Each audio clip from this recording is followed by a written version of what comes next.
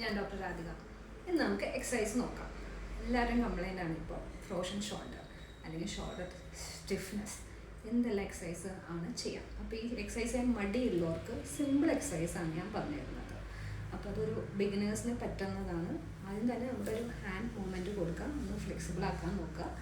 അത് കഴിഞ്ഞിട്ട് നമ്മുടെ കൈ ഇങ്ങനെ വെച്ചിട്ട് 15 ടൈംസ് ആണ് ചെയ്യേണ്ടത്. ഞാനിപ്പോൾ ജസ്റ്റ് കാണിച്ചു തരുന്നത് 1 2 3, അതുപോലെ തന്നെ ബാക്കോട്ട് 1 2 3 ഇതൊന്ന് ചെയ്യാം. പിന്നെ ഇതുപോലെ 15 ടൈംസ് ചെയ്യുന്നതാണ് 1 2 3, പിന്നെ 1 2 3.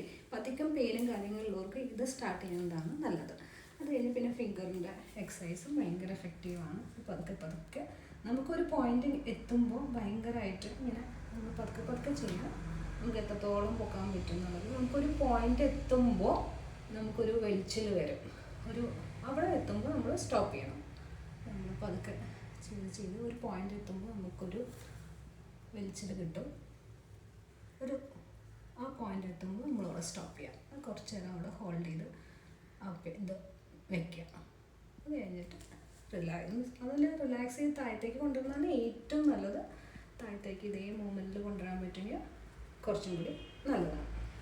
അതുപോലെ തന്നെ നമ്മൾ ഈ സ്ട്രെയിനിൽ നിന്നിട്ട് ചെയ്യാൻ നോക്കാം. സെയിം മുകളിലേക്ക് നമ്മൾ കൊണ്ടുപോവുക.